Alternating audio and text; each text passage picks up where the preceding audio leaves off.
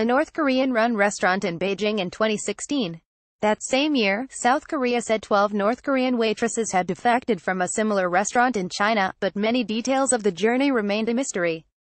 Crediting Hangguan, Associated Press, May 11, 2018 SEOUL, South Korea, it was the most sensational defection by North Koreans in years. In April 2016, South Korea announced that 12 young waitresses and their male manager, all members of North Korea's elite, deserted their government-run restaurant in China and fled to the south. Now, in a tale with echoes of a spy thriller, the manager and 3 of the women claim that the waitresses did not even know they were going to South Korea when the manager took them out of China at the behest of the South's National Intelligence Service. It was luring on kidnapping, and I know because I took the lead, said the manager, Heo Kong-il, during an interview on the South Korean cable channel JTBC on Thursday night. If true, the revelation would support North Korea's long-standing accusation that the South Korean spy agency had kidnapped its citizens. It would also further taint the reputation of the spy agency, which has long been accused of meddling in domestic politics and fabricating espionage cases in the name of fighting the Communist North. I want to go home, because living like this is not the life I wanted, said one of the 3 women, who were all interviewed by JTBC. I miss my parents. JTBC did not reveal the names of the 3 women and also blurred their faces, as well as Mr. Heo's, to protect their identities. But it showed what it said were copies of the 12 women's North Korean passports, as well as their flight reservations when they left China. South Korea's Unification Ministry is checking the new allegations, its spokesman, Baek Tae-yeon, said on Friday. But Mr. Baek admitted that when his ministry announced in 2016 that the women had arrived in South Korea of their own free will, it was just relaying information it received from the intelligence agency. National Intelligence Service said it was closely reviewing the JTBC report. Until now, the agency has dismissed as North Korean propaganda allegations that the women were taken to the south against their will. The case of the 12 women, all in their 20s or 30s, presents a thorny problem for President Moon Jae-in of South Korea, who held a summit meeting with North Korea's leader, Kim Jong-un, last month to discuss improving ties. Mr. Kim's government has long demanded the women's repatriation.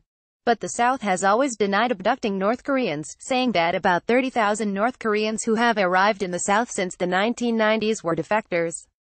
The women were among tens of thousands of North Koreans working abroad who funnel badly needed foreign currency to their government. The North selects loyal and relatively affluent citizens to send abroad as workers, and the defection of the 12 women was a major coup for Park Geun-hye, who was South Korea's president at the time and whose conservative government cited it as a sign of disillusionment with Mr. Kim among North Korean elites. But many details of the defection remained a mystery and fueled suspicion, including how the restaurant workers managed to plot their escape despite being trained to spy on one another for signs of disloyalty. They also arrived in South Korea only 2 days after they fled their restaurant in the Chinese city of Ningbo, in the eastern province of Zhejiang. Other defectors usually took months to complete the trip to South Korea, often trekking through the jungles of Southeast Asia with the help of human traffickers. Ms. Park's government also took the highly unusual step of announcing their defection the day after their arrival. But it kept their whereabouts secret and blocked human rights lawyers from meeting with them. It also denied the North's claim that the waitress's manager had conspired with the South Korean spy agency to take them to the south after telling them that they were being relocated to a restaurant in Southeast Asia. But Mr. Heo says that was exactly what happened. Like other North Korean workers abroad, the women were trained to obey their manager, who held their passports. I just told them that we were moving to a new place, he told JTBC. Mr. Heo said he decided to spy for the National Intelligence Service in 2014 after Kim Jong-un executed his own uncle, Jang Song-thaek, on sedition and corruption charges. Mr. Heo said he became disillusioned with Mr. Kim after 5 of his former classmates were executed in a purge of officials close to Mr. Jang. Mr. Heo said he met a South Korean agent in a motel in China, signed a letter of allegiance, and had his picture taken with a South Korean flag as proof that he would not betray the agency. But his spying was exposed in 2016, and when he asked his contact at the National Intelligence Service to help him defect, the official ordered him to bring the women with him. Heo said he was promised big rewards, like a medal and a government job. He said this was an operation approved by President Park and everyone was waiting for me. Mr. Heo said of his contact at the intelligence agency. He threatened that if I did not bring the women with me, he would report me to the North Korean embassy. The 3 women interviewed by JTBC said they never imagined they were being taken to South Korea. Only when they landed in Kuala Lumpur, Malaysia, and Mr. Geo took them to the South Korean embassy by taxi did they realize that something had gone wrong, they said.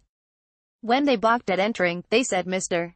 Heo threatened to tell the North Korean authorities that they often watched South Korean movies in China, a serious crime for North Korean workers abroad. I blackmailed them and told them to make a choice: if you return home, you die, and if you follow me, you live. Mr.